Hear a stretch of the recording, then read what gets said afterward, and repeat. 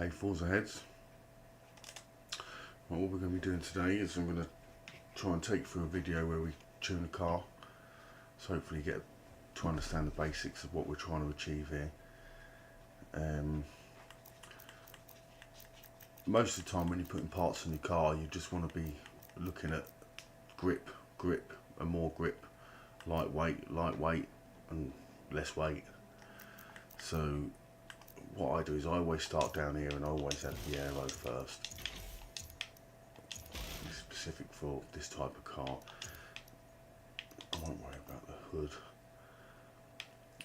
So always add the rear wing, always add the front bumper. I imagine you always do this anyway. Always add the rear, always add the race body bits. If it's got a race rear bumper, always add it. If it's a street one, unless you like the exhaust that comes with it, I don't really bother, because to me it's all about performance.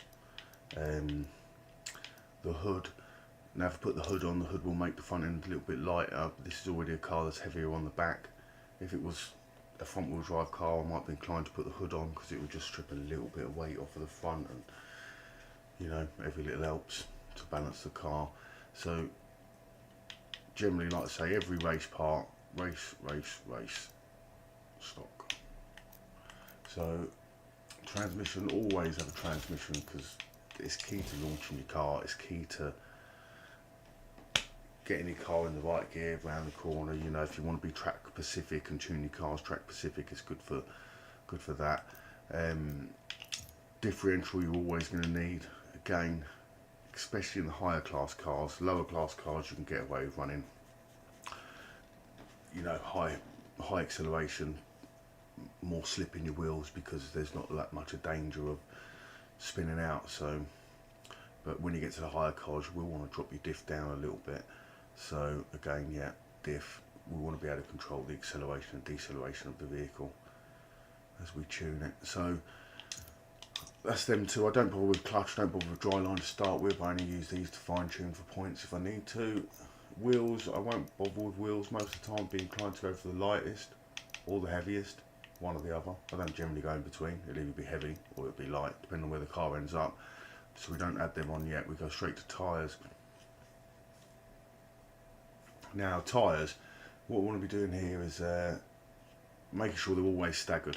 So you can see at the moment we've got 185s and 185s. Now if you leave them squared off, you're always going to have a little bit more oversteer. Yeah, because you've got an even keel with the grip, and once you turn in, you haven't got the extra balance from the rear end. So on a car like this, where it is heavier at the rear, having similar sized tyres, you know, in later editions of this car, they would have brought this out with staggered wheels. I mean, I think even the first edition Mark II MR2 came out with non-staggered 205s, but then I think in an early Rev 2 revamp, it came with 205s, 235s, because it took away the twitchiness of the car. When you look at most cars and they're staggered, well, most rear-wheel drive performance cars will always be staggered. So yeah, fronts. This is going to be crucial to turning. So down in C class and below, you don't necessarily need massive amounts of front end grip, but once you do get up into the A's, S's and R classes, you are going to want wide front tyres to increase your turning response and things like that, and then you are going to want wider rear tyres to counter the snap that you can get from running the wide front tyres. So excuse me, what we're going to do now is we've got 225s and then 245s, so it naturally staggers it when we put them up anyway. So what we'll try for now is we'll just go up on the rears. We'll add the tyre compound. If there was anywhere where I was going to steal from the grip to use for performance points, it would be here. I'd lose the tyre width first. Weight reduction I'm always going to want, because it increases your acceleration, it increases your braking, it increases your corner speed, your rotation speed, your turning. There's too many advantages of having a lightweight car to not put lightweight on, and there's too many advantages of having slick tyres to not put slick tyres on. I know there's probably plenty of people running around without slick tyres, but none of you are winning races in lobbies that I'm in. Yeah, so I mean, I could possibly win races without slick tyres, but at the end of the day, even if you go from medium to slicks, it's worth a second, or 0.8 of a second. So it's just like buying time. So I would be inclined to always have race tyres. Always have it staggered. So we've got 185, 225s. I generally stick to a minimum of 30mm generally, but that's 40mm. We're in a lower class, so we'll see what it goes like. Brakes again, so lightweight. These brakes are lighter. 2257. Oh, they're not that much lighter than the standard though, but they will be adjustable. A lot of the time in a lot of the cars you can get like a £40 saving from having these brakes over these brakes or these brakes. These brakes will be heavier because they're bigger. These are more efficient and lighter. So we'll have these for now, although it's only 3 points, so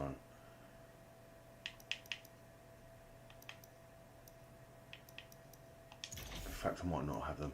We'll see how it stops without them.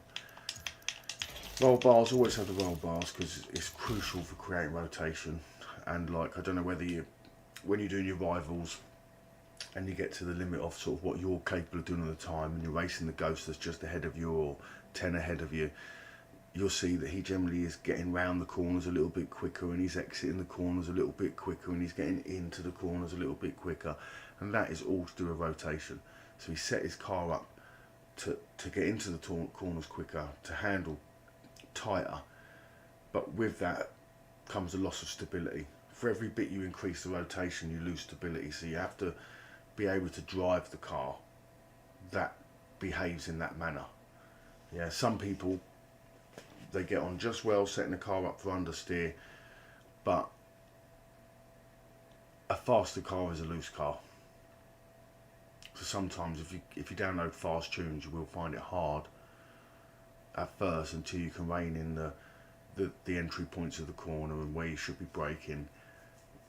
You know, but the first things you need to be teaching yourself is stuff like trail braking and things like that, where you're not loading up your brakes fully all the time.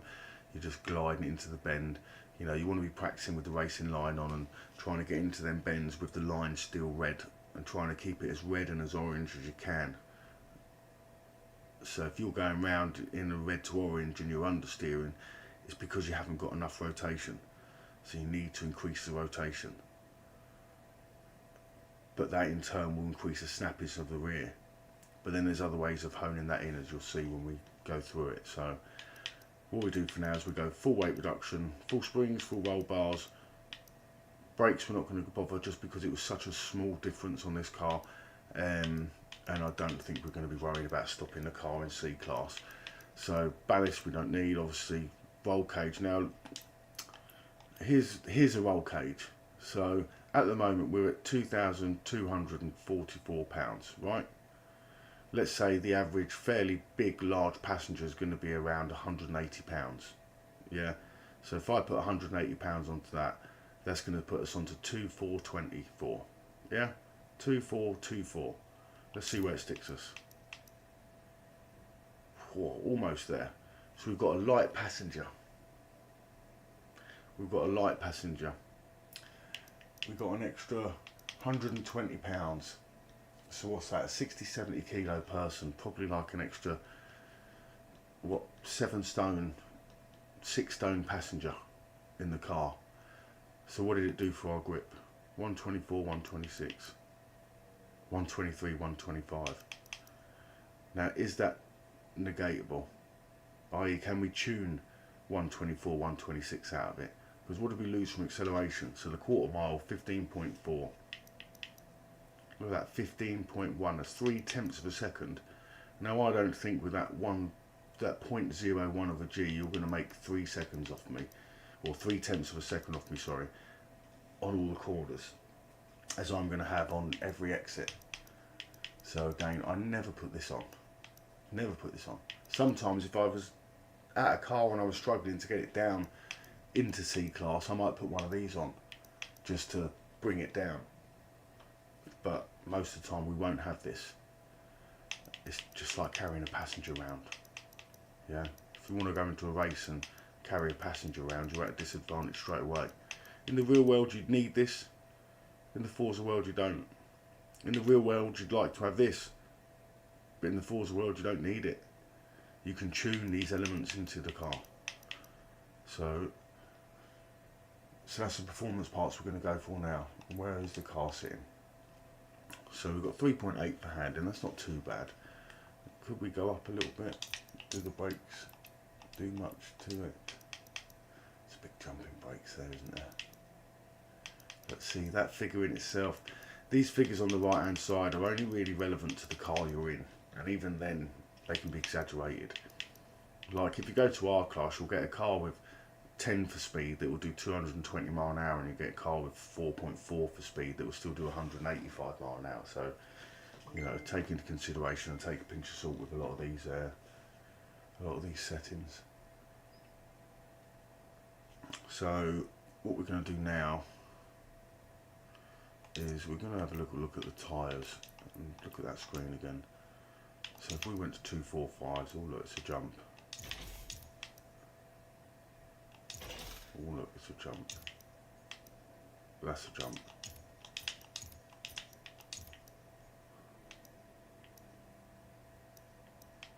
That's not too much of a jump. What did we get for handling? Look, 2.8. So okay, so we're going to have that for now then. And now we're going to focus on power. At the moment we've got a supercharged 1.6 litre engine. So we could turbocharge it. It makes a big jump in pace. So what we do now is we look at the figures on the right hand side and we try and remember them as much as we can. So we've got a 5.8, a 15.3 and a 14.4 dead. Braking I'm not too concerned about, and G's I'm not too concerned about, because we'll see where they are after tuning. This is now down to the performance. This is now down to the performance area of it. Sorry, I just sat back then. So if we now go to engine swap, we could swap. No, we couldn't. So we can't swap. We are stuck with this. Most of the time, I find that the standard engine is the best anyway. Generally, if I was to swap an engine, be looking at this in a different class, I'd be thinking about the lightest engine, which would be something like this. But obviously, that's going to be trying to use this car in S class, which with 4.1 for handling is going to be brave. So yeah, let's stick to what it's good at. C class by the looks of it. So here we are. We're going to go to performance. Now, most of the time, what I try and do is split the difference, or have much of the same. So at the moment on this engine, nothing seems to be tuned apart from we already seem to have a level 1 intercooler and supercharger and oil cooler. Typical of a Japanese car this time. So we'll do everything that's the first stage that it will let us do. So I think an exhaust is going to pump it up. No, that's alright. So we'll go first exhaust, we'll go first air filter, first fuel line, first ignition, and then they are all on number 1. And then we'll go first valves, first one of them, and then the flywheel I do always like to add, because the flywheel in some cars adds quite a lot to acceleration. On this car, not so much. But on some cars it's always worth looking at. On here it's not worth too much. It's worth about 100th of a second. Just over. So it's not worth too much, but we'll see what we can get on.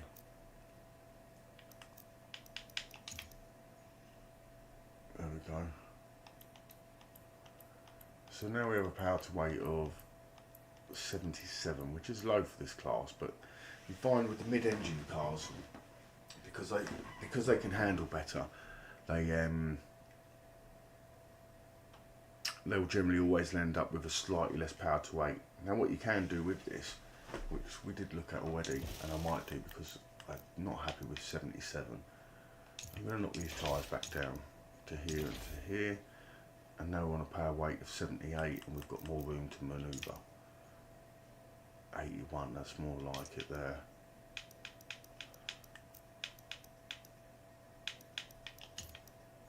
Oh, there you go. Let's go to an even one of them.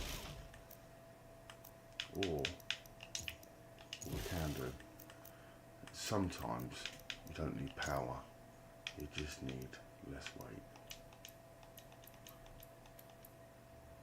79. Let's see.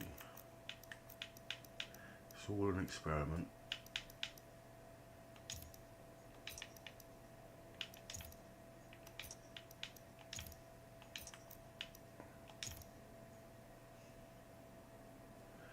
Still 81, a little bit lighter, a little bit less power.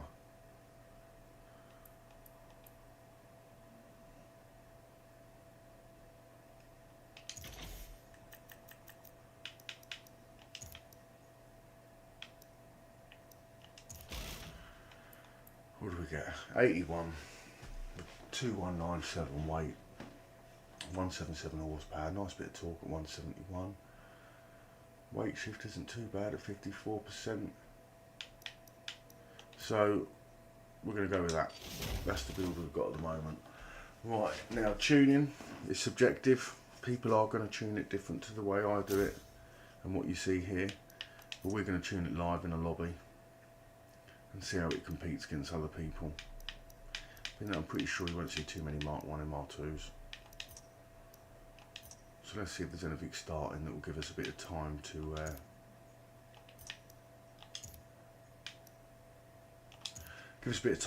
have a practice couple of laps in it and see where we're at. But I'll show you where to start with tuning. I mean, I'm already ahead because I know where I'd start, but we'll start from the scratch. So we've got 14 minutes on Ohio. Okay, we'll have this. We'll have Ohio. I actually like this track, so if there's any special ones in here, we might have to get something out, but let's stick to the game plan. So, what do we have? The MR2. Let's go with the MR2.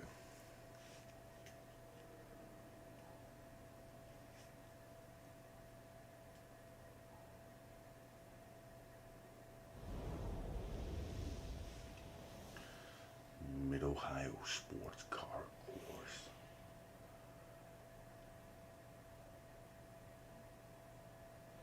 The difference between Mid-Ohio Short Circuit and full sports car circuit is a barely noticeable 0.2 of a mile.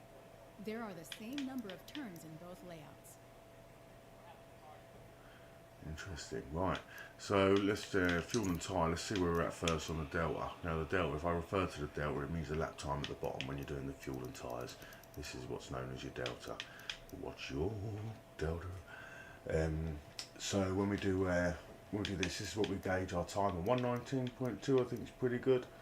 I think that's pretty good, and we haven't even put a tune on it yet. So if we look at the tune on the car already, we've got tyre pressures of 28 and 30. Now that's going to tear your tyres apart around here. Mid-Ohio is a demanding track on your tyres. There's lots of elevation changes, direction changes, crests and cambers, so you know it really works the tyres. The tyres will heat themselves up on this track, no problem, so don't start with them too high. I'll show you where I'll go with them in a minute. Gearing again, so look, this gearing is far too long. As you can see, you've got first, second, third, look pretty neat and tidy, but you're up to what, 92 mile an hour. It's probably too long, too sluggish for this class.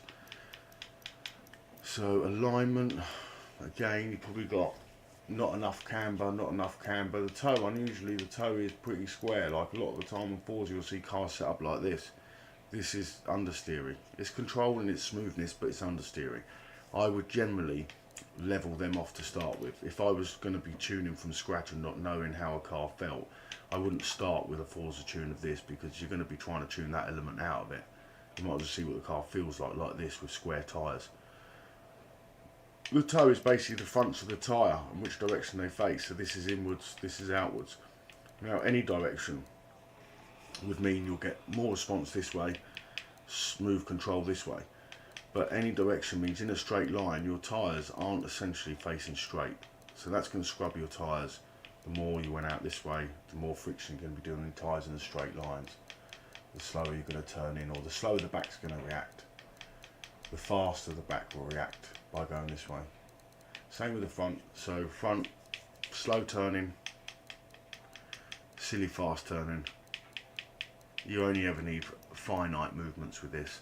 So I'd be inclined to go one like that, but that's because I know what I want. I want a fast turning response. These mid-engine cars are notorious for not wanting to rotate. I'm probably going to run out of time here, and we're probably going to have to jump out and go into another lobby to practice, which is a shame to like the track, but we'll quickly put a tune on it. So with camber, I already know where I want my camber. I'm going to want my camber on 2 and 1.5. Now again, if you were describing it as a rotational point of view when you get into a corner, as you roll into a corner, this will means your tyre will square off. Your tyre's already sort of leaning into itself a little bit. The top shoulder is inwards towards you, so as you lean onto the tyre around a corner, you'll get more of a contact area in a corner than you will on a straight. So in a generally front engine rear wheel drive, mid engine rear wheel drive, rear engine rear wheel drive, any rear wheel drive car, this is where I'd have it. In front wheel drive cars and forward drives it would be the same, but the way I do set up some cars, if the rear does get a bit loose and slippy and lift off oversteer like front wheel drive cars, there's no problem running that rear up to 3, because on a front wheel drive car you're not really using the rears a lot. They can take the extra friction and the extra heat, you know, so again, if it's a bit steppy out on the rear, do sometimes consider just increasing your camber, because it won't have that much of a negative effect, but it will just aid in catching that tyre a little bit as you lift off the throttle. Most of the time you want to try and control the transition between the brake and the throttle, and not be slamming on the brake and slamming on the throttle. You want to be doing sometimes both at the same time. Even when you watch people heel and toeing in race cars, things like that, you know, they'll be throttle matching on gear changes, they'll be braking and accelerating into sweet spots of corners and things like that. So we're going to start with a negative toe. This is a positive toe. This is going to increase our turning slightly. So this here caster allows you to run a lower camber. So people in the past might have run heavier cambers, but since Forza's had caster, which is in the older games as well, you run a higher caster and it'll increase, the more you put the turn on the wheel, the more it'll increase these two numbers. So if you look at your telemetry, when you go into a corner, you'll probably be more hitting 2.7, 3.0 camber by the time you're into the peak of the corner, and then settle back in. So anti-roll bars, this is set for understeer. This is understeer. Now again, these cars notoriously need a bit of rotation, so this is oversteer. Any direction you have them this way is oversteer, because you have a softer front and a harder rear. So that means as you transition sideways into a bend, the suspension is going to push the forces and elements of the car through to the tyre. Now the softer the spring, the longer that will take. You'll get more wallow, but the longer the time will take. So if we throw a car into a bend and the front is softer than the rears are going to load up the tyre before the front does, which is going to make the rear of the car want to rotate around faster than the reaction you'd get from the front. And this way round, it'd be the opposite. You'd go into a corner and you'd lose that front end first. So this is for control. Understeery people who like understeer would have it sort of like this. I generally like rotation, so I'd be inclined, and I know the way that this car's going to behave, because mid-engine cars generally need a little bit more rotation than others, because I don't know why. In real life they don't struggle, but in Forza world they do. I think it's just a punishment nerf on mid-engine cars, but you can exploit it with the roll bar. So here we go on to springs and damping. I'm worried I'm running out of time here to even get a practice lap in. So damping, basically when you do your damping, this is a nice little sweet spot, 4.6 to start with. 4.6 would be equivalent to 6.9. Now it does start you in this range, and this is actually the right range, even if you play motorbike games and car games, very similar. So this one here at the top, this is the way that your spring compresses. So when you go into a bump and your spring closes and the gap between the wheel arch and the wheel gets closer, this is the speed in which that gap gets closer. And then when you come off the bump and your wheel fires back down at the road, this is the speed in which your wheel reacts to the tarmac, to the impact caused by this, coming back down and setting you up for the next bump. So generally you would set them up for fast bumps and slow bumps on road surfaces if you were going for track days or driving in different elements like on the road and stuff like that. But fast bumps are generally for going over things like curbs, and slow bumps are generally for going over things like undulations and bumps and lumps in the road, as it were. So curbs are always a bit more, so therefore you need a faster reload for them. As we're on racetracks, we don't generally get bumps and lumps, so we only really have to manage this for curbs. So if you want to plough over a curb without getting sprung into the air like a jack-in-the-box, then this is roughly where you want it. And the only things we change these now is we go to the weight difference, and we've got 54%. So that's an 8% overall difference between the front and the back, with 4% either way. So on these two we do that by 4. So if we went 4 there, I don't generally like going extreme. Like if it's a car with 10, I'll still probably stick to 5, because I don't generally like going past 5 because it's too much of a difference between the front and back.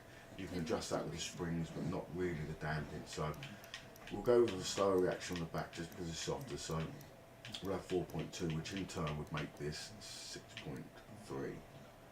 Yeah. So basically you work that out by 4.6. Half of 4.6 is 2.3. So you add 2.3 onto 4.6 and it gives you 6.9. 4.2, half of that is 2.1. You add 2.1 to 4.2 and it gives you 6.3. That's generally the course for working out damping. So you can run it higher. If you want to go to 5, yeah, half of 5 is 2.5. 2.5 onto 5 would be 7. That is where you'd be. That's the mathematics behind your tuning.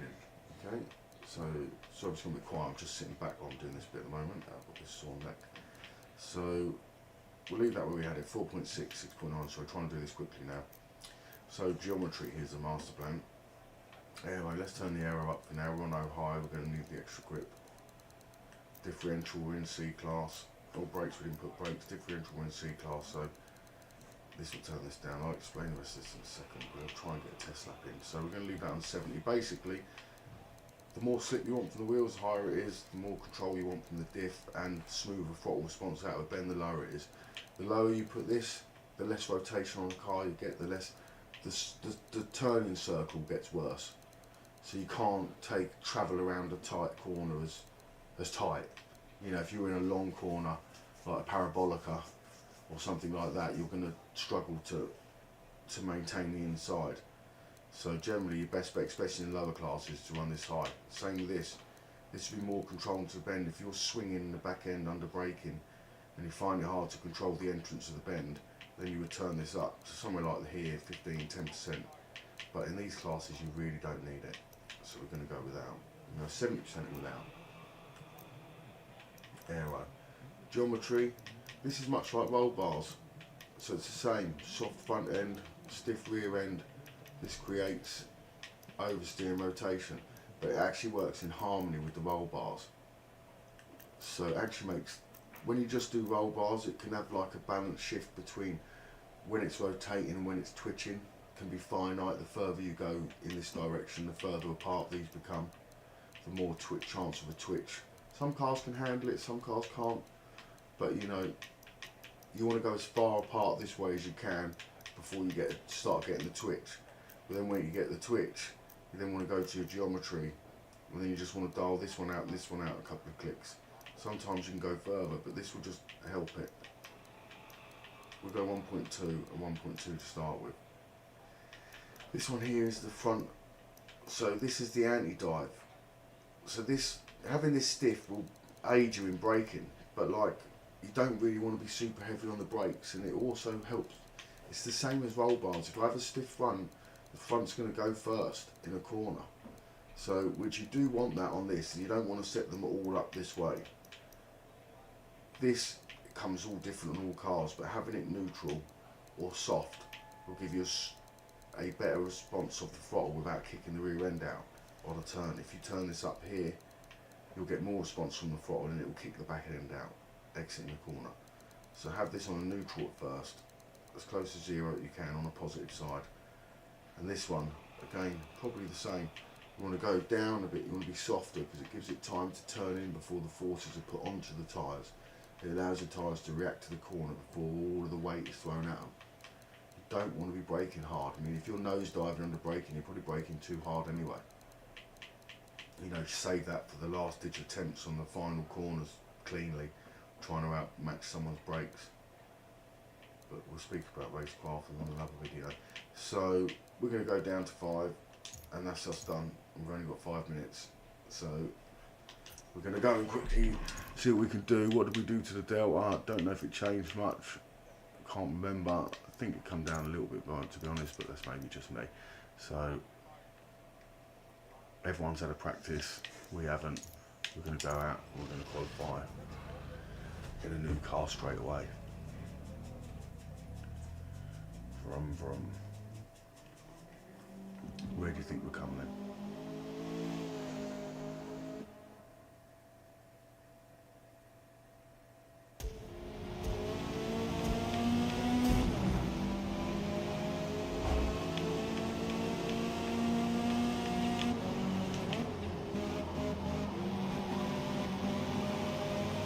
Race starts in 5 minutes.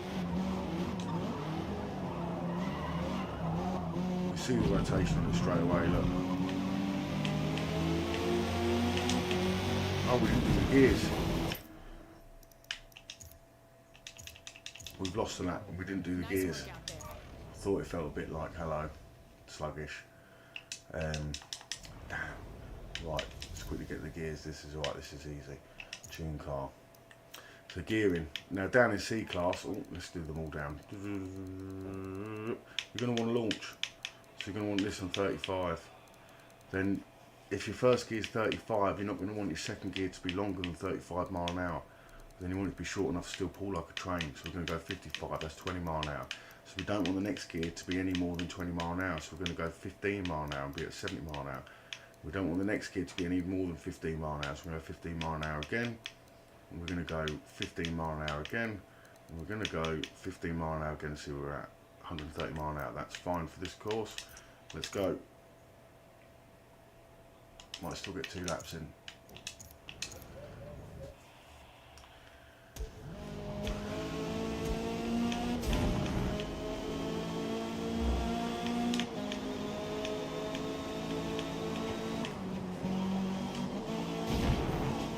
Look at the way it just goes into the bend, look.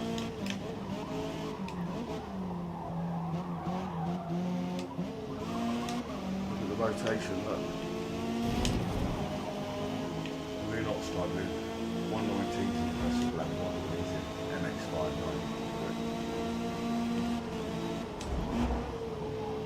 We can have this line because it doesn't give you a penalty, and I'm not going the long way round just to be courteous for somebody else to take that line. Go on, little MR2. Go on, little MR2.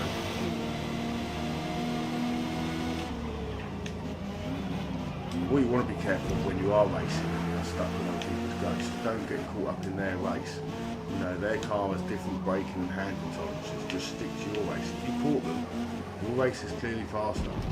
Stick to your racing line, or not your racing line, but your pace. Don't get drawn into trying to outbrake them. You know, if they've been a bit blocky and elbowy, then you're going to have to try and pick your time and find their weak point. You know, you can be easier on some tracks than others, admittedly, you know. But, you know, I'd give someone 3 or 4 laps of doing it to me, and then, well, we'd have to get a bit aggressive and elbowy ourselves. So, we're going to see where we're going to come in on this first lap. We're going to get one more flying up here. Not quite a pole, but we'll come in number 2.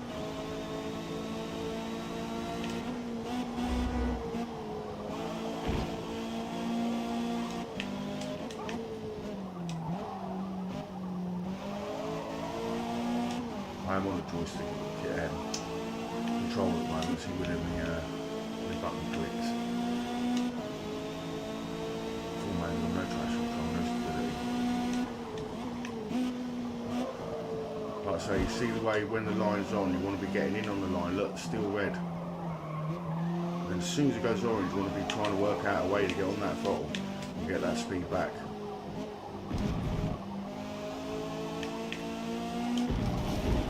Get early on your bend, especially on this one, you need to be out there before that hill. Roll around here, just sometimes you don't really need to brake, you just need time to roll off the throttle.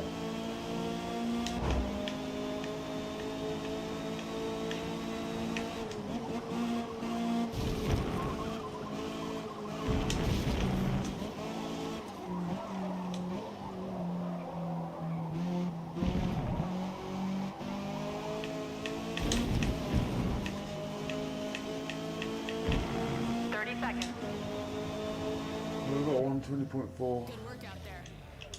Currently P2 after qualifying. We can't see what old 7's in. We can guess he's in a Mazda or BMW M3. 1991. Had a guess. Oh, 10 seconds. Oh, it's gonna beat us to it. Oh no, can we look? Oh no, he's in a Maserati. Oh nice. Congratulations to him, I like his style, something different. So as you see, we didn't really get any practice. These lot have been running around all day. We only had 2 laps. I could probably hone it a little bit more. Did feel a little bit stiff, but you could see that it was smooth and it was set up for rotation. You know, my aim here with this channel is to make you all faster. I don't want to hide anything from you. I want to teach you all how to be faster. Just please like and subscribe, hit the button, help us do it, you know. Oh no, he's in a BRZ, look. BRZ.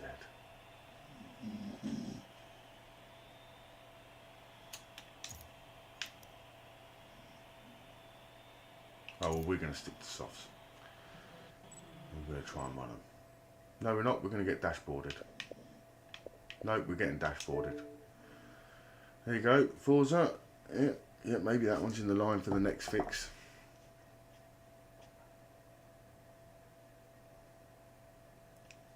But you see there, the methods tuned basically. You know, what I can do is I can do another video where we go in depth with this. That has cut it short, I suppose, but you saw the basics of what I did there and why we did it. If there's anything else you want to know, please hit it in the comments and we'll cover it in the next one. I'm thinking of doing a tuning session where we can get any of the community members who want to come into an open session lobby.